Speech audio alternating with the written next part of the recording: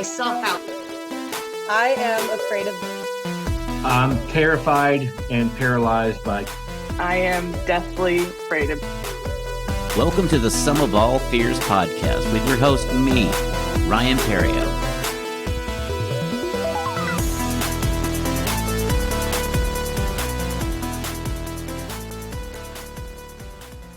Hello and welcome to the Sum of All Fears podcast. I'm your host, Ryan Perrio.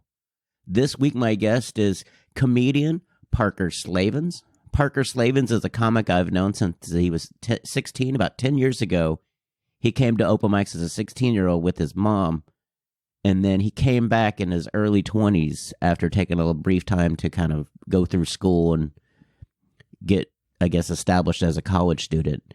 Parker now is a opening act here in the Dallas-Fort Worth area as well as other cities.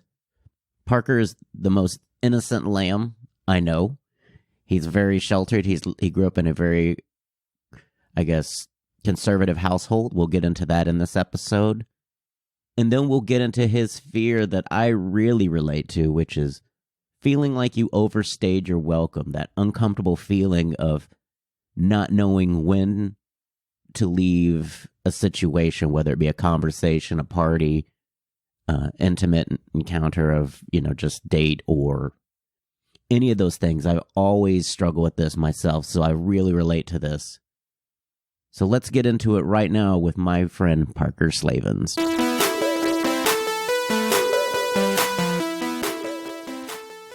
We are here with my friend, comedian, and other half of the Before and After podcast. Depending on how you want to look at that logo, he could be the before, he could be the after. That's right.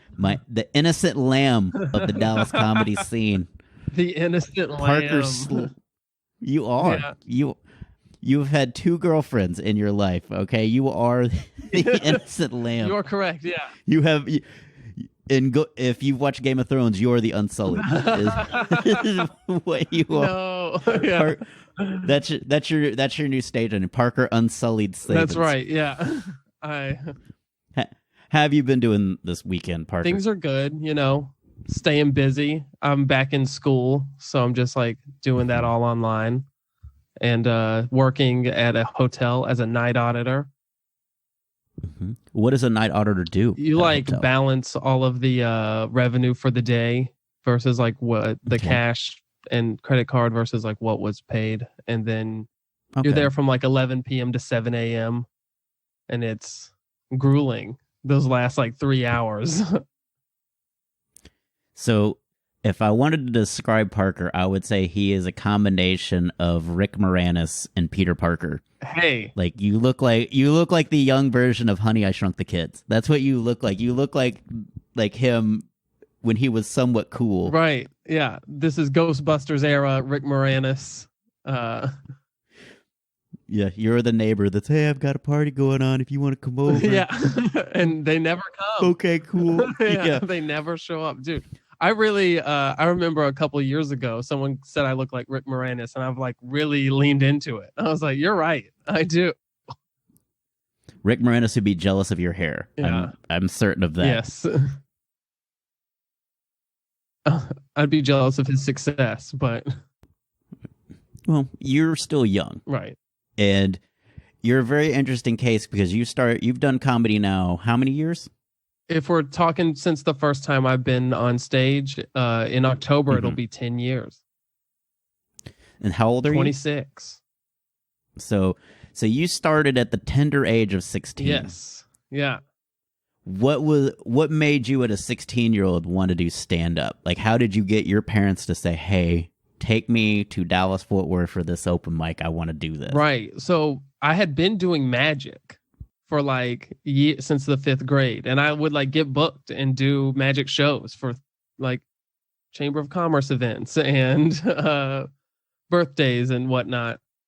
And then I just kind of phased out of that and then saw the movie Funny People and was like, this looks like fun. And I didn't realize that people wrote jokes. I always loved stand-up, but I didn't understand the process. And so I just started writing jokes. And then it was the fall of 2010. I got a lytic lesion on my bone, and we had to go to Cook's Children's Hospital to get like MRIs done and stuff. And we found out everything was fine. And I just asked my mom, can we go to this open mic? And her first thought was, of course, what bar is going to let a 16-year-old in? Thinking I get to say yes, and they'll tell him no. It's going to be perfect. What a surprise for her. Right? Yeah. They let me in, and then as long as they let you in. You let you in briefly. We let you in to do your set, and then you had to go sit on the patio like a child and sit outside. So you and your mom would have to sit on the patio for, I would say you were kind of grandfathered in to going a little bit early. They weren't going to make you stay till 1 a.m. Right. So they knew we were driving from Eastland, Texas. So it was a 2-hour drive. And so at the time it was Patricia. She was the one running it. And so she let me go up second block all the time. And that was super cool because I was still getting home at like 3 a.m. So what was your magician name? Were you just Parker Slavens, or were you like the amazing Parker Slavens? So creative, wildly. So was the magic trick that your mom would be like, I will make your pride in me disappear with one swoop. I will go from magician. I'll go from one dead-end creative career to another. Yep, yeah. Right before your very eyes. Right before your very eyes, I will make you regret the fact that you let me be creative. Right. And now we're here. Still in college at 26. Abracadabra, I still don't have a degree. Right, yeah. If only I could make one of those appear, it would. Yes. So how does your mom feel about your comedy? Has she come to shows? She's definitely been to the most shows out of anyone in my family.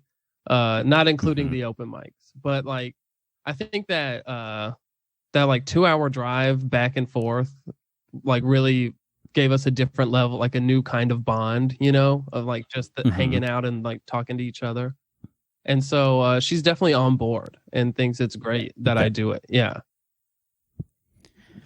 I was going to say, because it is a 2-hour drive, so I was like, has her fandom kind of waned in the later years now that you're more of a regular? It's not, like I'm sure like the first few times, like, oh my gosh, I'm coming, I'm bringing friends. Yeah, she came to the New Year's show this year and like brought my stepdad and my great aunt, and like had a great time. And they love hyenas, but they live so far away, so they're just not going to be coming out that often. Yeah. They come to like milestone shows. Yeah, that's still a cool occasion to come out. Yeah, for sure. Was it weird watching her and your stepdad kiss on New Year's? Like as you're counting down, you're trying to look away from. Luckily, I wasn't near them. They were sitting in the back. Yeah. Do you and your stepdad have like this awkward tension at all, or we're pretty cool? Like we get along really well, which I think is great. Yeah, he's a CPA and he flies planes, and every time we hang out, we have a good time. So yeah, that's cool. So is he kind of influencing your degree and helping you with the hotel auditing thing where you're doing? Because that's kind of sounds like accounting. I didn't know if that was what you're pursuing in college as well. I'm pursuing marketing, but he definitely you have to get like a business basics degree or course, and he definitely helps me a lot in the accounting classes and those. And it is night auditing is definitely accounting. And if I ever have a question, I just give him a call. That's good. That's good that he's accessible like that, and I guess flies airplanes. Yeah. That's his hobby. I was like, that's a cool hobby, man. Yeah. So growing up in Eastland, your life was very sheltered, I would say. Your eyes are being opened as you're in college, I'm sure, to what is this? The world? Yeah. Yeah, I'll puff this and pass. Yeah. Right. What is this feeling? My body feels all tingly, just. Yeah. I experimented in college. Certainly a experiment. lot. I talk to people of different ethnicities, and yeah. yeah. Wow. I have friends. We only had one of you in Eastland. There are some stories from Eastland that I won't share but I will say some comics were very, very, very much like nervous in some areas of your town. I put on like 3 shows there, like in 2018, and yeah, definitely I could tell that some comics were felt uneasy. LaRon said that our courthouse looked like the courthouse from To Kill a Mockingbird. And it does. That is very ominous. Yeah, he was like, man, I gotta get out of here. Texas does have its pockets of very, I guess, conservative Christian values. And just because you grew up in that kind of lifestyle doesn't mean you're bound by it. And right. So I can tell you're definitely somebody that doesn't embrace that, right? That kind of lifestyle. You're actually someone that willing to talk, and you do definitely engage in other, in people of different walks of life, whether it be ethnic, financial, religious. For sure, yeah. I think I moved around a lot because my dad was a preacher growing up, so we moved like 3 times or 4 times during like from elementary to high school, and I think that helped a lot with learning that like everyone has most people are interesting if you just let them talk to you. Mm-hmm. So yeah. So since your dad was a preacher, every time you get in trouble, did you have like a sermon? If you turn to your Bible in Ephesians, Bible verses were brought out when I first started stand up. Like the church kind of looked down on it.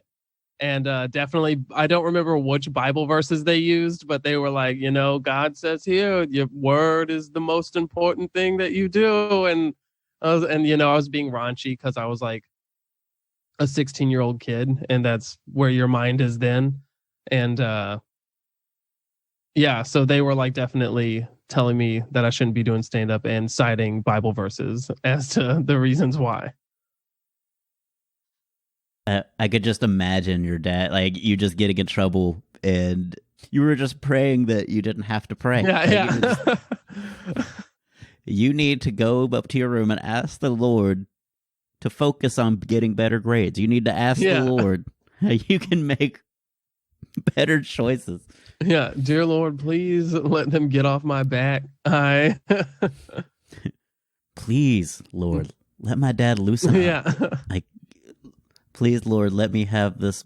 Let my dad see me smoke weed and be cool. Yeah. And never was. I got caught once in high school, and I got grounded for like 3 months. It was 3 months. Yeah. So was that like a biblical 3 months, or what do you mean? Like I didn't know if there was like Job or one of those. Yeah. He just slowly took more things away from her. He just like Job, he just took more fun away. Yeah, over the time. At first it was the car, then it was the phone, and whenever I had nothing left, he gave it all back and said, "See, this is what forgiveness is, and this is what God does for you." So, yeah. Mm-hmm. That's very interesting. That I didn't realize. That explains a lot of your innocence, I would call it. Definitely. So, do you super rebel against comedy? I feel like you've toned it back. Like you're one of the cleaner, I would say. Definitely, I've toned it back. It was just like, like I said, at 16, the only thing you're thinking about is sex and drugs and partying, and it's like the only thing you want to do, and you think that living a rock star lifestyle is the best thing, and so that's like where my head was, and that's where all my jokes were, and plus the like comedians that influenced me were like Anthony Jeselnik and Daniel Tosh, and they like definitely are the kind of people that like push that line. Definitely not squeaky clean. Influences. I was gonna say it's super cool. Your mom. I would wonder what your dad would have thought of your open mic. Just going to open mic and seeing that, because one of the hardest things is to kind of more or less align with who you are as a person. Like you kind of eschew to extremes opposites of who you really are. Like, if you always felt like you're the goody two shoes, then on stage you try to be the super bad boy, and you realize that's not who I am. You want to be that, like you said, you want to be the Jesselnick, and but then you realize, as nothing seems to land, that it doesn't align with who you really are on the inside. And when you start to embrace, I am kind of geeky. Yeah. Then, you find people laugh because it's more of I guess it's more realistic perception. When you go up there in a bow tie, as you often do. Yeah. I don't think people buy the dirty from you. Right. You're just too innocent. And it comes across as a genuine. Yeah, like phony. And it's like you were saying, like like your integral who you are. I think the audience can definitely perceive that even if you can't, right? Yes. And so like figuring that out is like a big part of the process in comedy. And I do feel like, to an extent, like the past year, I've been going through like an existential crisis with comedy. Mm-hmm. And like, who am I and what is my goal? And I kind of stopped adhering to the like ladder that is set out for you. Like you become an MC, then you become a feature. And once you're a feature, you try to work the road, and then you try to become a headliner. And it's like, there's all these different steps. And I was just like, I feel like I should just focus on like trying to figure out what I want out of this more than just like blindly following this path. I kind of approach it from early on. I was like, this is going to be my career. And I would just headlong just ram my head against a door that maybe won't open, but I would just, as a battering ram, just keep throwing myself against it. And when I wasn't even an opener, like for the first 2 or 3 years of comedy, I was literally always going last. I am at year 3, I had embraced the fact that maybe I'm not as good at this. And I feel like that sometimes is a revelation as to when you're not getting something and you feel, you see other people getting it, your peers, somebody you started with, or even worse, somebody that started months or years after you is all of a sudden just is, I guess, going up the mountain and you're still stuck at the bottom. That I kind of just took away from that, and it started to become a game of golf for me. I embraced the fact that I went last, and it was me against the stage. It was me against the crowd. It wasn't me against another comic. Okay, we're all going for the same gig at some point. We're all competing, but that doesn't mean that I have to see you as a competition every time. Right. I do see you as competition when we're on the same show. Like, if you get a certain amount of laughs, like, okay, I need to, oh, he's really bringing it, then it motivates me. I still try to bring it as much as possible. But when you see someone else destroy, you're like, okay, then your instinct comes out as, I've got to do this too. I can't, there's no relaxation for me. There's no where I can feel like, oh, if I don't get something here, no big deal. On the same token, if they're not laughing at anything and you're giving them your Beethoven's Third up there and they're just not responding, you're like, okay, well, it's definitely not him. This audience is going to be tough. And if I can get, something from them, then I still feel like an accomplishment versus, oh, he's getting nothing, I better get a standing ovation, Right. Yeah. You're hedging your expectations for sure. I've always been pretty good at like not like comparing myself to other comedians. Like I remember my friend Jimmy, he like started getting feature dates like 11 months in. And I was his first phone call because he knew that I wouldn't be like, how'd you get that? Why you? He knew that there wasn't the, oh, that quick, oh, cool. Yeah. Reply. Yeah. Well, and it's natural. I understand. It's all natural. We all have an ego, and that's what I realize is nobody. Linda Stogner has told me this a long time ago. Is nobody is doing this as a hobby. They may say it's a hobby, like, oh, I don't, I'm not look. If anybody's offered a paid gig, they're going to say, Yes, Yes. more often than not, unless it's some outlandish like we need an hour and a half of biblical clean material. Yeah. Then if you say yes, you're probably in Doing more harm for yourself. Yeah. Yes. But for the most time, people are going to do it. They're going to jump at those opportunities, and so Yeah. you just kind of embrace the fact that you're doing this with a group of people. Right. That also, that are like wanting the same things. And even if maybe you don't agree, like even like your personalities don't match, you can still like respect them in their pursuit. And like, and I forgot who said it, but someone said comparison is the thief of joy. That was me. That was you. That's right. That was you. I remember now. Or it was me, or it was somebody else around me, and I've said that it definitely takes away. Yeah. I learned that the hard way. I would try to help people, and my help sometimes got a little over. I would overreach on people early on before I got into my position I am with Hyenas. I would, you need to try this, and I didn't realize it until somebody told me. It's like you're making me feel bad for doing this. You're making me feel, because of your advice and telling me this is what I'm doing wrong or what I should do. Right.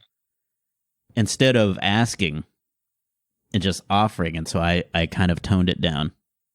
Yeah. You were one of the first people that suggested I like clean it up. And I adhered to that advice, and then I started emceeing. So you are the, I guess right now, top, or one of the top MCs in I love emceeing is the thing, is that I don't understand the like people hate it. And like, I love doing the blowjob shots. I'm having fun.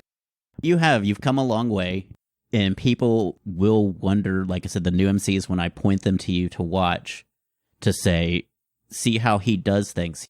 Everybody grades MCs on material, and I'm like, the material is the last piece. The material is just a gift Right. that you get to do in addition to all this other stuff that you have to do. Yeah, exactly. For doing announcements and bringing up comics and making sure the show keeps on, that there's not a lull between you, the feature, the headliner, and them walking out the door. Yeah. You get to do 10 to 15 minutes up top to make sure that everybody is stopped getting in their drink order, stop talking amongst themselves, and their eyes are on the stage. It isn't that you get a standing ovation and you had the set of the night. Yeah, because you're not going to. They're going almost every time. They'll have forgotten about you. They will have forgotten about you until they see you as they walk out and like, you were good too. And then Yeah. Oh, also you. Yeah. Which it totally makes sense because it's not my show. Yes. Yeah, I remember Carl LaBeouf gave me great advice. He said, you're hosting a party and you're introducing your friends, that you're going to make these people as friends during your set. And then you're going to introduce them to your funnier friends, and you're going to have a ball. So just have fun with it, and don't take it seriously, but don't stress, I guess. It really helped me realign, like not fumbling over everything. Because there for a while I would like stutter or forget people's credit. Yes, Carl LaBeouf is probably my favorite comic, and it's one of those things where he was not my favorite comic when I started, but he's my favorite comic that I've watched after seeing comedy live. After I became a comic and I started watching, he was my ultimate, I want to be that. Right. I want to have that level of commit. I want that level of, I will risk bodily injury for the laugh. Right. I definitely agree. And he's so, like you said, committed to making it happen. That was one of my favorite weekends, was getting to open for him. Well, as we go down this comedy memory train here, this podcast isn't all comedy. We also talk about fears, and you have a really unique fear, because I have this fear all the time, and it's because, like you, I was kind of sheltered growing up, and it still haunts me because I don't have a lot of friends, so I don't have the network to do. Yeah. So go ahead and explain what your fear is. It's like overstaying my welcome or being somewhere where I'm not wanted. Yeah, and that could be in conversation at somebody's house. Yeah. On a Zoom call. No. Yeah, or like in a business relationship, like when it starts to sour, like you're like, oh, okay, or a regular relationship. That's a good one because for me, it's conversation. My biggest bugaboo is I don't know how to begin or end a conversation with somebody. Like I will want to talk. Like I'll hear a conversation going, oh, I have something for that, and I'll jump over there, and I can either. I start to interrupt. This podcast has kind of helped with that. Like it has helped me give and take rather than as you start talking. Oh, I got something to talk over you about. Right. Yeah. Like it's helped with like learning the timing of the conversations are kind of like music. They have like a inherent rhythm, and depending on who they're with. And if you're off on your rhythm, they do not like your music. They will pack up their musical instruments and they will walk away. Yeah, we'll go over to the band. We are having creative differences right now, and we don't want you in this band. Who was it? During like I started at 16, and then I couldn't really do it at like a real capacity. At 16, it was like 19 years old before I was like doing it at least 3 times a week. And when I came like back more around like on my own at 19 without my mom, everyone was new. Everyone becomes new like every year. And I would try to like make friends and join conversations, and they would just disperse. Like the group would just leave, and I was like, all right, I guess I'll just hang out alone until. It's like the school cafeteria. It was exactly. You put your tray down and everybody else got up and left. Yeah. I was like, all right. Cool, guys. So So 3:30, right? We're going to hang out at 3:30. Yeah. No.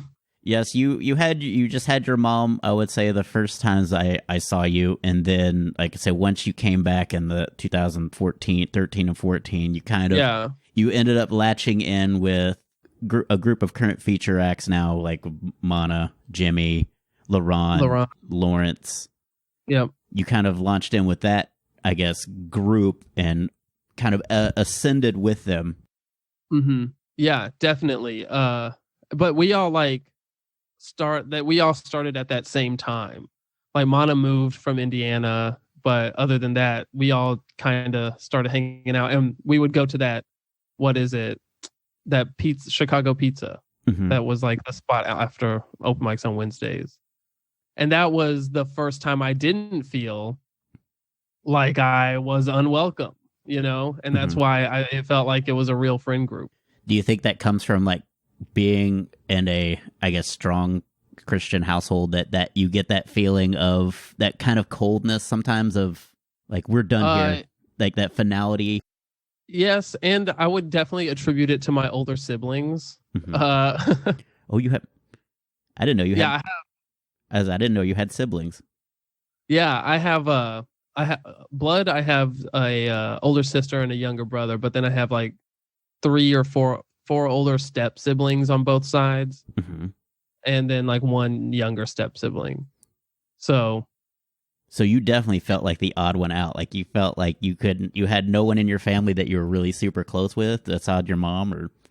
Yeah, my mom and my little brother now, but he's 8 years younger than me. So it wasn't until I was already graduated and he was like in high school that we started like getting along, Y'all just watched cartoons together. That was. Yeah. Oh, it's the new episode of Ed, and Eddie. Yeah. It's so good, yeah. But definitely my older sister used to tell me every day that I was annoying and no one wanted me around, and that nobody liked me. And now she's like, she wants to be friends now as adults. And I was like, I don't know, man. I just don't know. Well, I will say there is a society mechanism that certain attributes you go against kind of the norm, so they they do at a younger age push you out. Right.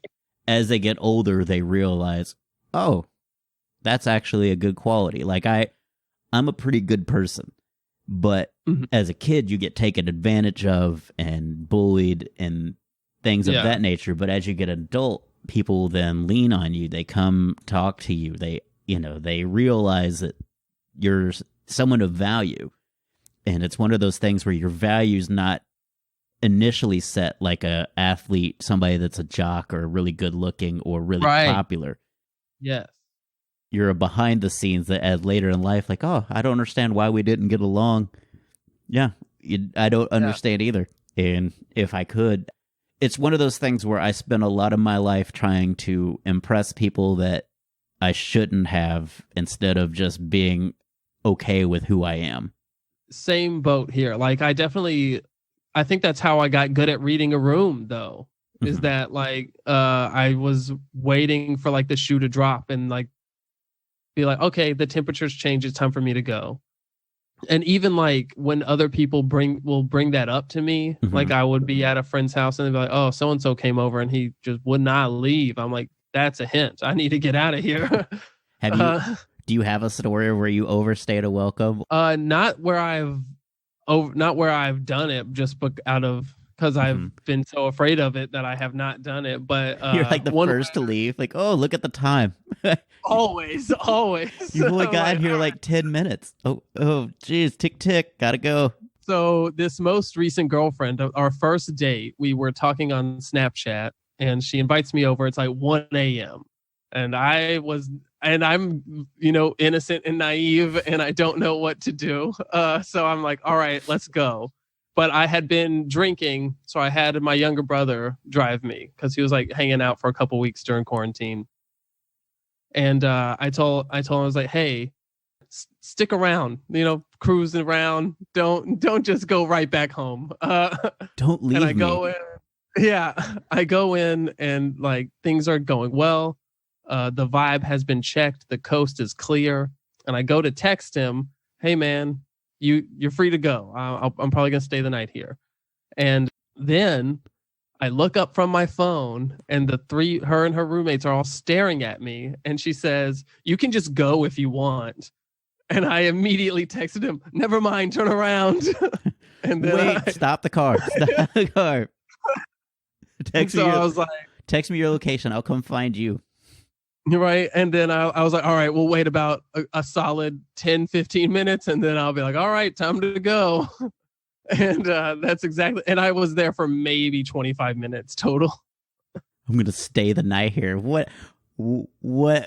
Like you were that magical on a first date. Like, oh, yeah, this is. She invited me over at 1 a.m. I definitely expected.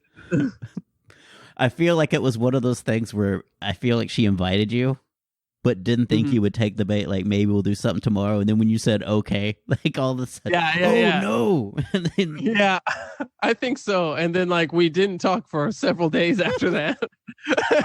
And then we hung out again. They were just they were just running your background check the whole time. Right.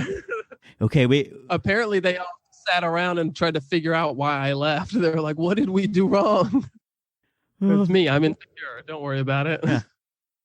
What did you do wrong? You accepted me with no issues whatsoever. You could have told me something I needed to work on. I would have stayed.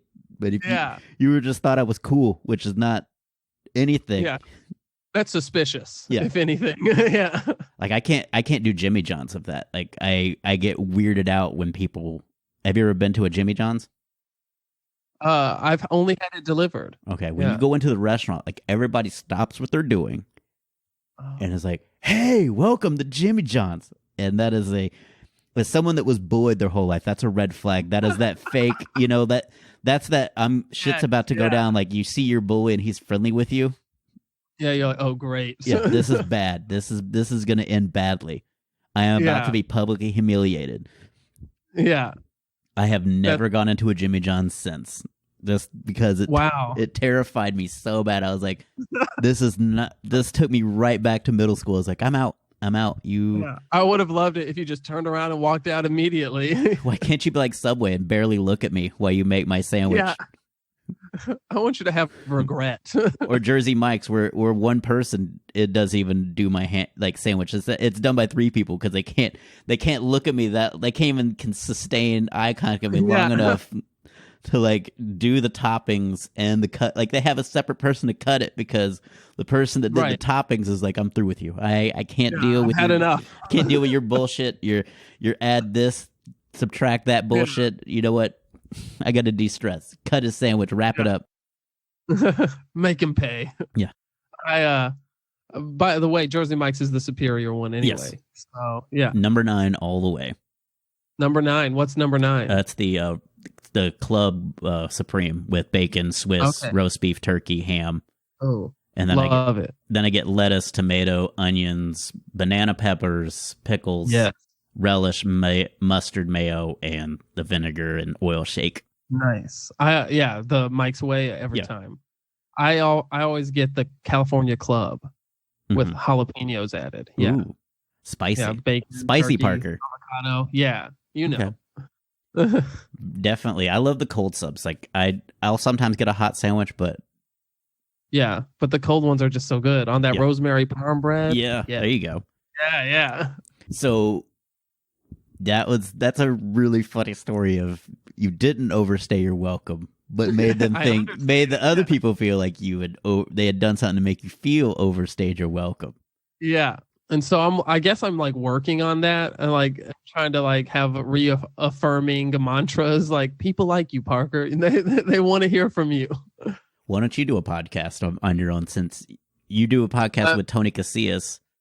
Yes. And Tony's now branching out to also doing a podcast where he talks to people. You should do a podcast about overstaying your welcome and just see how long you can stay in the conversation before they make them wrap it up. Yeah, at the end of the podcast, you have to ask them, "Have I overstayed my welcome?" Yeah, and they have to answer yes or no. Yes, I think I might do that now. It's such a fun idea. I was like, as soon as you said the spear, I was like, oh, what better way to work on it than to just do it until I have. Yeah, you know. What is it? Like if you have arachnophobia, they make you look at spiders, like exposure therapy. See, that's what I want to do with this podcast about fears is I didn't want to confront. Somebody was like, I'm ready to confront. I was like, hold on. We're not confronting your fear. We're not going to, you know what? I'm afraid of heights. So you know what we're going to do today? We're going to go up and get on a heights. No, I just want you to, as a comic, because this is how I've dealt with my issues. As I made jokes about it, but making jokes and writing about it means you have to think about it, go back to that time, make peace with the fact that happened. Yeah, because up until then, it was like, I'm such a monster. Right, I've definitely do the same thing, and definitely writing a joke about it is like the best therapy. And I've realized going through this breakup and not having open mics to go to, that I think the only way I've processed any emotion for the past 10 years has been writing jokes and doing them on stage. You will be doing that this coming weekend. This unfortunately won't air like this. I think you're doing Fort Worth this weekend or next weekend. I'm sorry. Next weekend, yeah. So you're doing Dallas the 17th, 18th, and 19th. And then you'll be in Fort Worth. Yeah. Do you know when the mics are coming back? I do not know when the mics are coming back, and I don't know if they'll be after the show. I've been doing this and getting this launched. Like today was my launch, and I didn't realize. I was thinking, you know what? I'll put them out at midnight tonight, and they'll all be in everybody's podcast by the morning. Yeah, and that is not how Apple Podcasts works. How long does it take? It could take 24 hours. Like they check your feed every 24 hours. But if you omit it after that 24-hour sketch, then it could be 48 hours. So it could be the whole day and then the next day that it checks that. And I'm like, well, lesson learned. Yeah. Apple Podcasts was always weird with like the upload times. It was always like way later than on Spotify or Stitcher or whatever. And I get that they're probably checking, and making sure there's nothing unwanted, or anything that's super crass. like you're saying it's clean, clean, and it's all fuck this bit, all explicit content. Yeah, and podcasts for children. Yeah. Well, it's just one of those things too. They check and make sure you're not just throwing stuff out there. If you're not doing it right, they will punish you. Yeah, reprimand you. Yeah. And so I made sure I linked with them a couple weeks ago with the trailer and all that jazz. Mm-hmm. That's awesome. Yeah. It's kind of tedious, like the show notes and making sure everybody gets the credits for the credits. And right. Yeah, definitely. It's like, it's a whole production. It's not easy. Yeah. Joe Rogan has like several people who help him with his. And I do it all by myself. Like I started this in July. I was like, all right, I'm starting this. I want to make sure I master it before I launch. And I was like, when's a good day to launch? I always thought Mondays would be the best to start your week. I think that's a great day too. Yeah. By Friday, people are less caring to do stuff. Like maybe if they're really fans, but Monday is back to work, back to driving, and it starts your Monday ritual. And so I was like, all right. That's right. Yeah. You're all business on Monday. Like I've got my lunch prepared. By Wednesday, you're like, fuck this. Let's go to CC's or Taco Bell. Also, keeping it consistent is like key because people are creatures of habit. So if it's not there on Monday and it's there like on a Wednesday and then it's there on a Thursday, then it's there on a Monday, people won't listen to it because they have to like get in the groove of, I'm fixing my morning coffee on Monday. Oh yeah, Ryan's got a new podcast out. Let's put that on. Well, if they're making podcasts for 45 minutes, then they're really making sure this coffee is finally crafted. Right. Yeah. Which I learned from Anthony Fink. He likes to make coffee like he's like a barista at home. Like he does gourmet coffee. I was like, interesting. Yeah. You learn something about your fellow people that you may not know by doing this. And I've learned a lot. Treat yourself, that's good. Yeah. So how do you try to, I guess, get over your fear of not overstaying your welcome? Like how do you try to find that, I guess, balance of we're in a safe spot to leave, but not feel like we're just abandoning? Yeah. I've been trying to like work on being present and not so over analytical about what is it? I guess just the temperature of the room is what I would call it. Okay. Or like being over considerate, I think is also like a pitfall of thinking you're overstaying your welcome. Like, we finished what we said we were going to do. I'm out of here, Yeah. Because I always feel like that leaves a bad taste if they're not done, but you give them cues that you're done. Right. Yeah. And even if, I'm projecting, maybe I am done but I'm like thinking that they're done. And so I leave. I've definitely feel like friendships I've had or friendships that could have been more, like become better closer friends, like have ended because of that. Interesting. So, yeah. I've lost all my friend group before comedy, like my pre-comedy friends. I didn't grow up as quickly as they did. And so they outgrew me. Right. And so comedy kind of taught me a lot about where I guess my pitfalls were beforehand. Like I didn't like the person I was, and I'm not much different, but I am a lot more sober and a lot more comfortable with who I am. So that makes it different to the new people that see me versus the old people where I would try to, I guess, I don't know if you've ever watched like basketball halftime, like they have that one lady on the unicycle with the plates. And she can flip plates from her head to her feet. I felt like I was doing that with all the things that I was embarrassed about myself. Like I was trying to keep them, keep all this persona up, but not reveal all these plates of possible depth or something that I thought would make me feel different, or they would stop talking to me. And I did it with booze, and then all of those plates would just come crashing down. Yeah. And it would result in my friends being embarrassed to be seen with me. I would end up saying something that I shouldn't have said, because it's something that was a private conversation. And even though it happened like months or years ago, it was still a private conversation. And I had varying degrees of regard for that. And it would just come out, and it definitely would rub people the wrong way.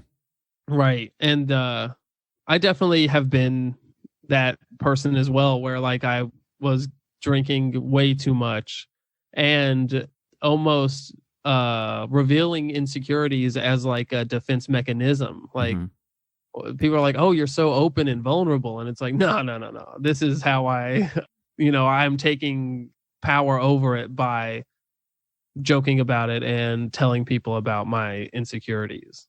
But it definitely has rubbed people the wrong way, and they're like, all right, guy. Yeah.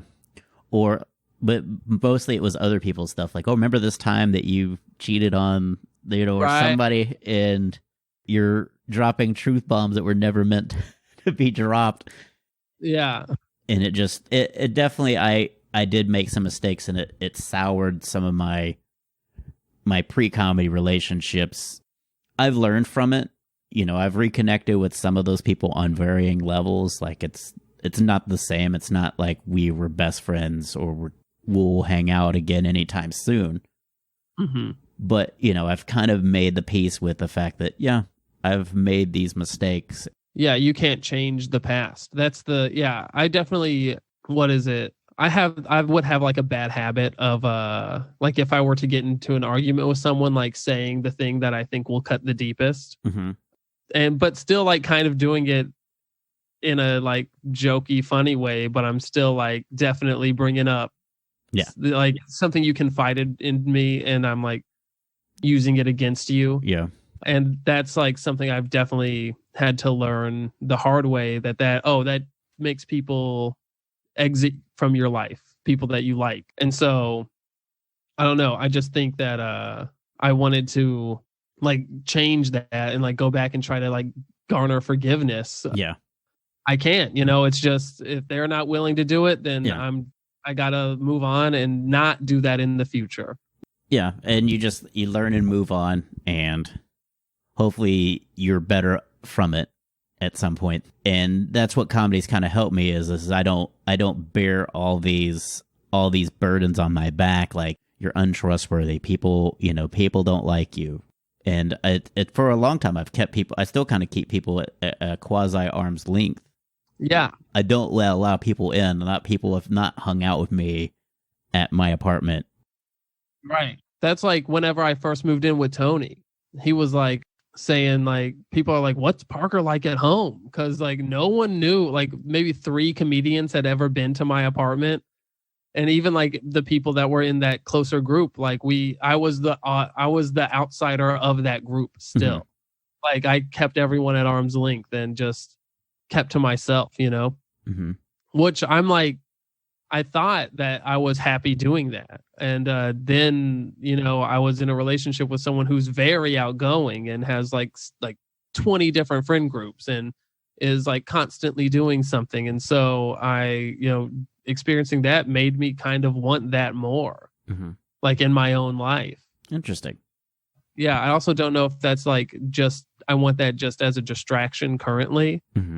But I definitely have in the past been happy just being alone, you know? There are some great alone moments of life that you can just like, there are sides of me that I don't let even people super close to me see. Right. Like I can be very goofy and weird, and I was like, let me just kind of keep that to myself. Like this. To myself. Yeah. This is never done with anyone. And it's like a big fear. Like, what if you live with someone you're really like a significant other or something, and they catch you? Like you think you're alone, like you got your headphones on or something, and you're being weird, and all of a sudden you look over and someone's staring at you, and you don't know how long they've been staring. Yeah, that definitely happened to me with my first girlfriend. We lived together for like a year. And how I kind of write comedy is I stand up and I pace around and I kind of talk to myself in the mirror, and and I can't do that with other people in the room. And she like saw me like open the door, and I was just like, yeah, hey, leave us alone. I am in my creative process, and you just Yeah. close the door on her. Just, excuse me, I am trying to create. Yes. I'm gonna need some space. So has Tony caught you doing anything weird? Not that I know of. He hasn't. I didn't ask him on his episode anything like Yeah. that. I just remember razzing him, because your parents are. He has struggles. He was talking about that y'all talk about life struggles. Like, you're 25. What struggles? What possible strife have you gone through in your short lives Yeah. that make you? This was like my first breakup that made me cry. So like, and I'm 26. Well, and it's not bad that you cried. There's always, a moment where you realize it's just, to me, it's a lot of it is the change. Like, I know I'm going to be okay. Mm-hmm.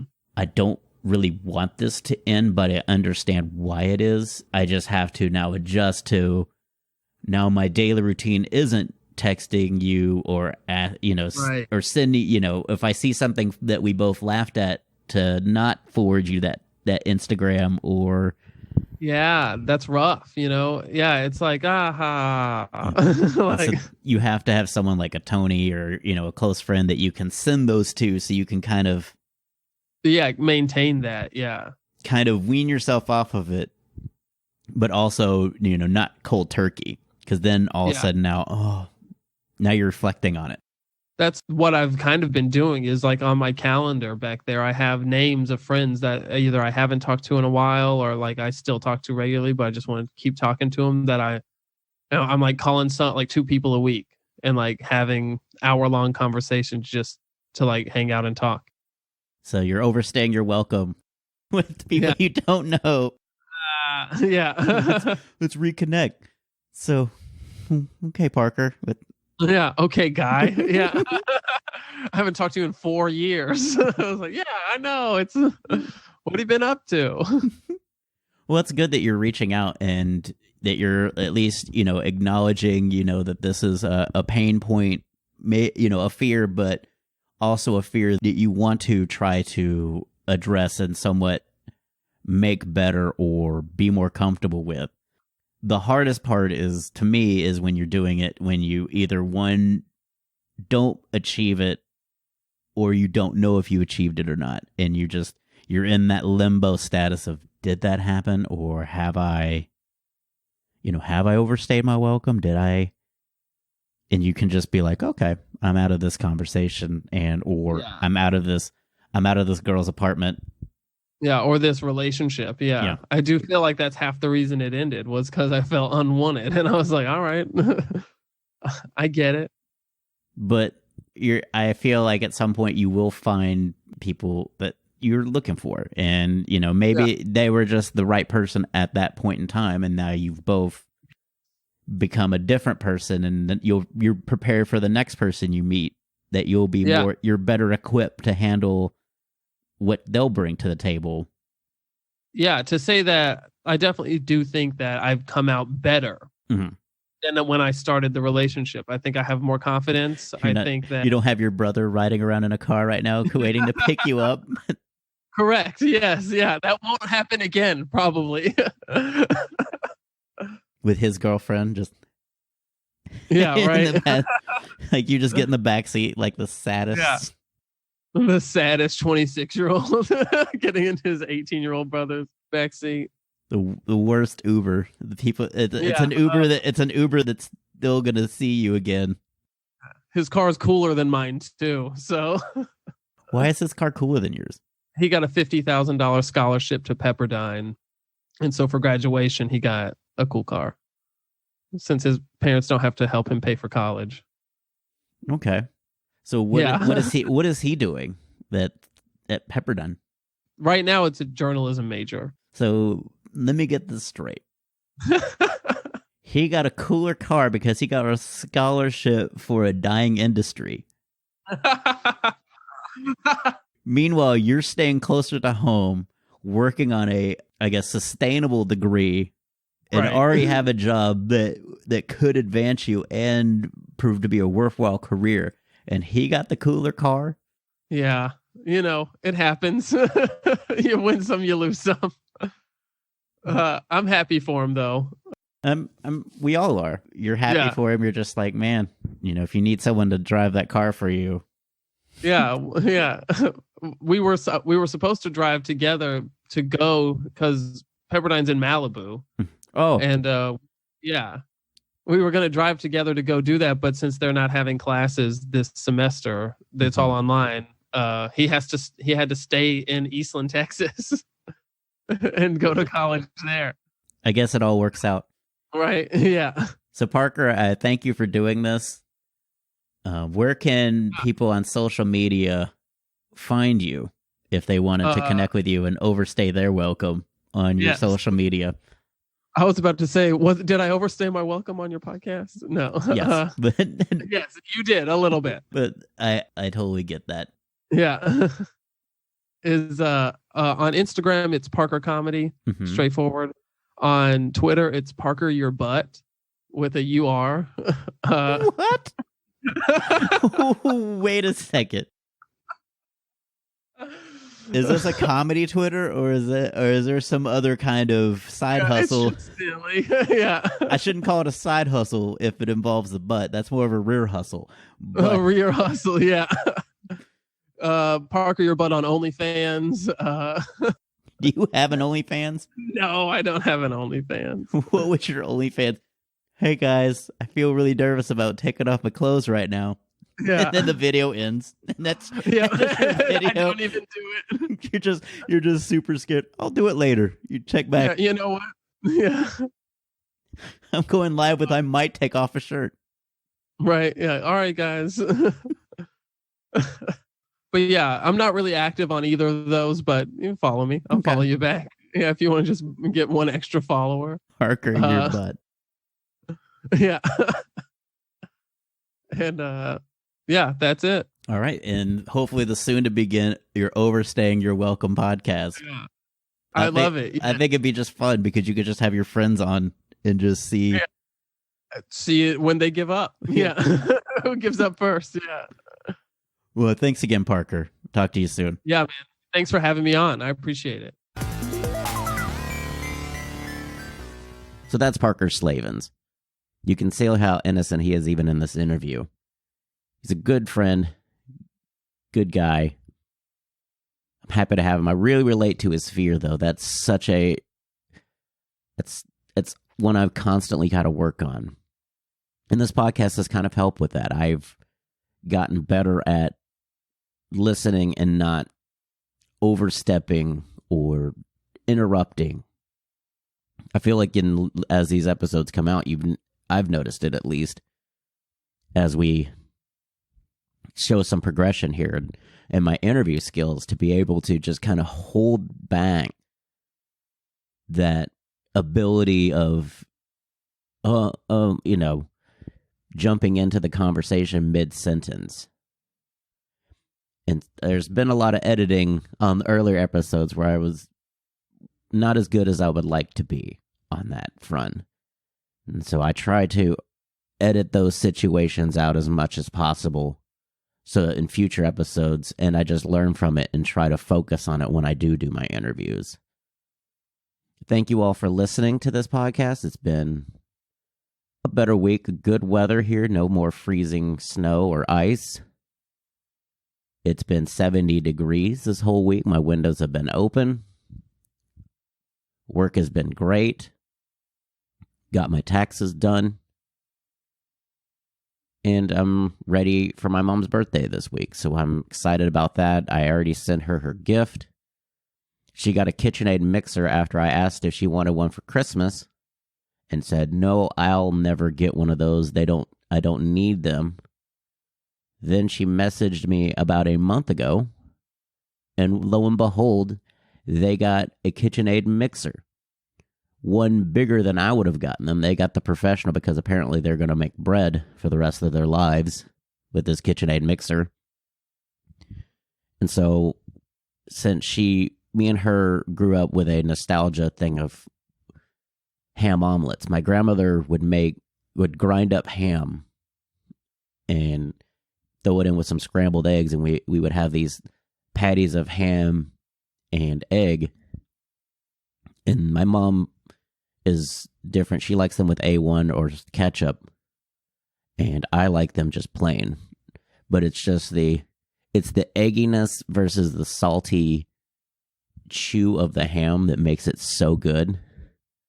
And since my mom doesn't have a grinder, but she does have a KitchenAid, for her birthday I got her a KitchenAid attachment set of 3. She got a citrus juicer, a meat grinder for making those said ham omelets, with a extra tray that mine doesn't have. Mine's just the plain, I guess a little small 2 to 3 inch like platform. She got a 6 to 10 inch tray that fits on top of the grinder, so if she has a lot of stuff she's grinding, she can just stack it all up there.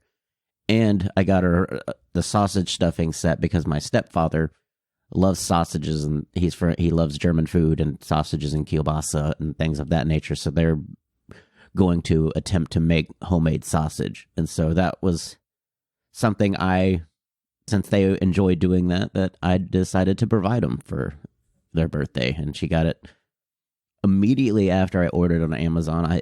Amazon was saying it may ship by her birthday, so I kind of was hoping it would get there a little before, but it got there way before. And so that was my week.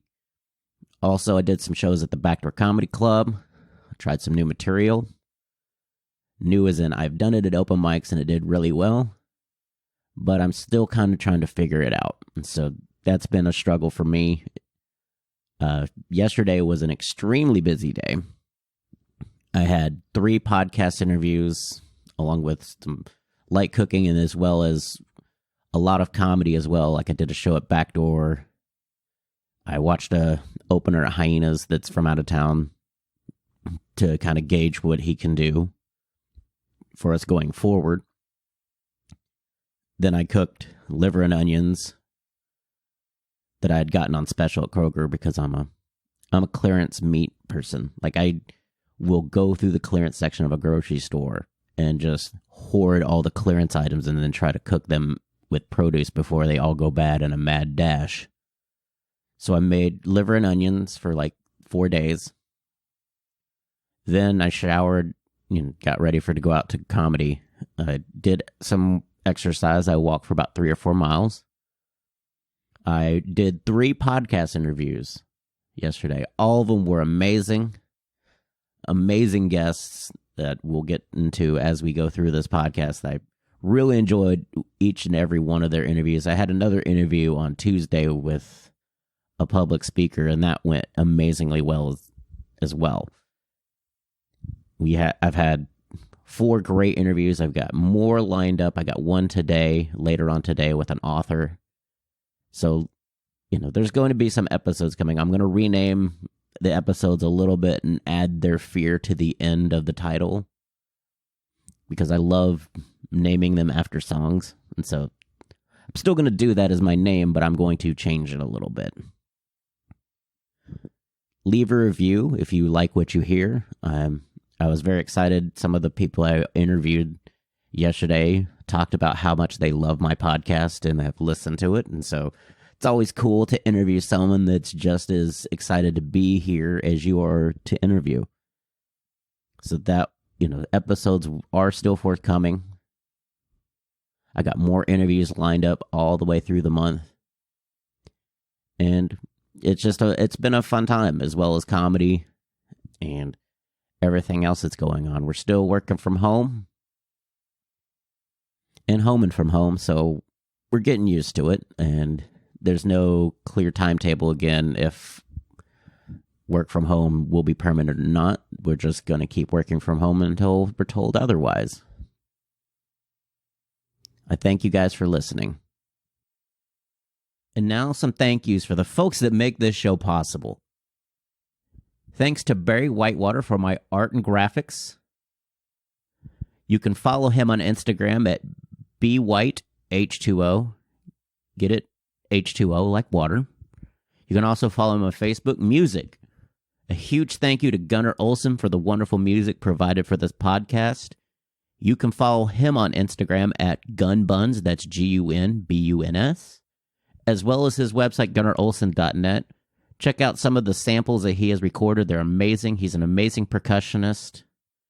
If you want to follow the show, we've got a Facebook group, Some of All Fears.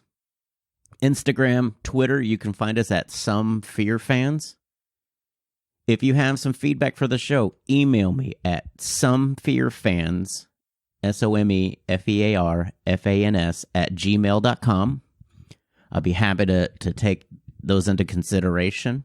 Also, if you'd like to be a guest, email me at somefearfans @gmail.com. We can try to iron out some details and get that settled in. Give us some feedback if on Apple, Google, Spotify, or wherever you listen to podcasts. Leave a review. It makes the show bigger, and it's not going anywhere. I'm going to record as many shows as I possibly can. If you want to follow me on social media, I am at Ryan Perio. It's RyanPerrio on all social media platforms. You can follow me there, and you can check me out at ryanperio.com, my website. I'll try to list upcoming shows there as well. It's been kind of spotty because as soon as I set it up, that's when the pandemic happened. And everything's kind of just in a holding pattern. Thanks again for listening to the Sum of All Fears podcast. Next week, we'll have another guest with another fear. Thanks for listening.